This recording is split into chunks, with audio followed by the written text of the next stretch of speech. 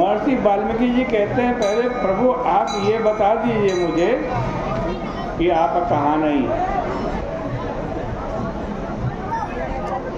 जब आप बता देंगे कि आप यहाँ नहीं, तब मैं आपको बताऊंगा कि आप अमुक स्थान पर रहें। यद्यपि महर्षि वाल्मीकि को स्वयं बताना चाहिए, पर महर्षि वाल्मीकि ने ऐसा नहीं किया। वाल्मीकि जी के ऐसा कहने के बाद भगवान राम ने उनके प्रश्न का उत्तर नहीं दिया। भगवान श्री राघवेंद्र ने यह नहीं बताया कि मैं कहाँ नहीं हूँ,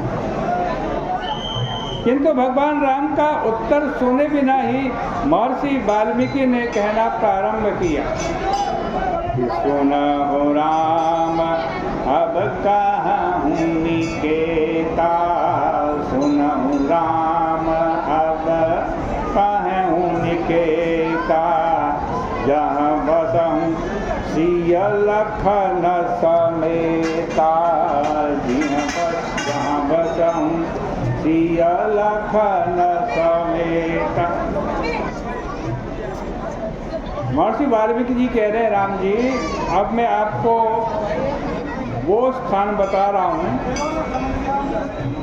जहाँ आप श्री सीता जी अथवा लक्ष्मण जी के साथ निवास करेंगे। ये क्या ये परस्पर विरोधी बातें नहीं लगती? महर्षि भरद्वाज और महर्षि वाल्मीकि के कथन का सामंजस्य यह है कि साध्य तत्व के ज्ञान के बिना तो ये विराट दृष्टि तत्व ज्ञान के लिए उपयोगी है, और अगर विराट दृष्टि सर्वदा बनी रहे तो क्या होगा? तब साधन होना समाप्त हो जाएगा। विराट तत्व का जो बोध है, ईश्वरत्व का जो बोध है, उसके द्वारा मनुष्य के जीवन में ज्ञान की उपलब्धि तो हो जाएगी, साध्य पक्ष की अनुभूति तो हो जाएगी, पर साधन की स्थिति नहीं बन पाएगी।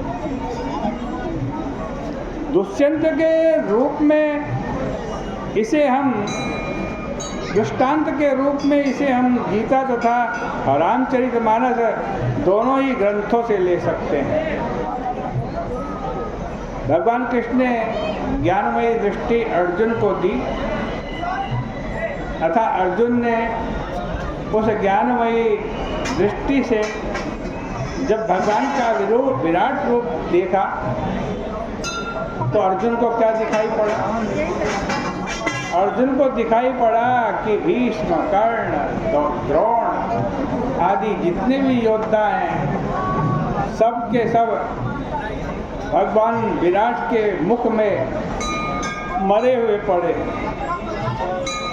और अर्जुन को यह ज्ञान भी हो गया कि ये सब मारे जा चुके हैं, लेकिन भगवान ने तुरंत वह दृष्टि वापस लौटा ली।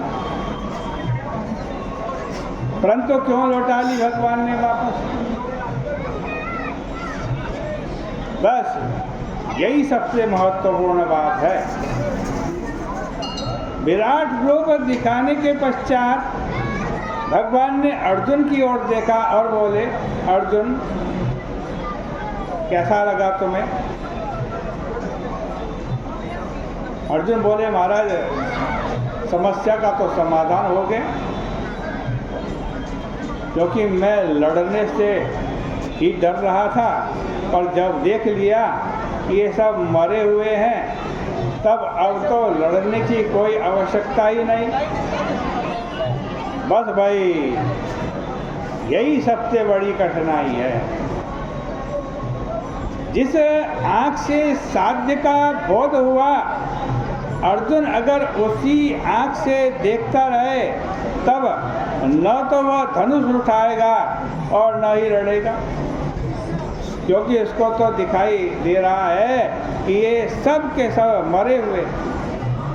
याद रखिएगा, सर्वत्र यही समस्या है। रामायण में भी यदि सर्वत्र श्री राम के केवल ईश्वरत्व का ही प्रतिपादन कर दिया जाए और साध्य तत्व का बोध तो हो जाएगा उससे, लेकिन श्री राम मनुष्य रूप लेकर साधना का जो तत्व मनुष्य के जीवन में प्रकट करना चाहते हैं वह संभव नहीं होगा, क्योंकि विराट की अनुभूति तथा विराट की दृष्टि के द्वारा तत्व ज्ञान तो होता है पर व्यवहार नहीं चलता। व्यवहार जब चलेगा तो ससीम दृष्टि से ही चलेगा, असीम दृष्टि से नहीं चलेगा। इतना ही कहकर आज की चर्चा का विराम करते हैं। बोले सियापति रामचंद्र भगवान की जय।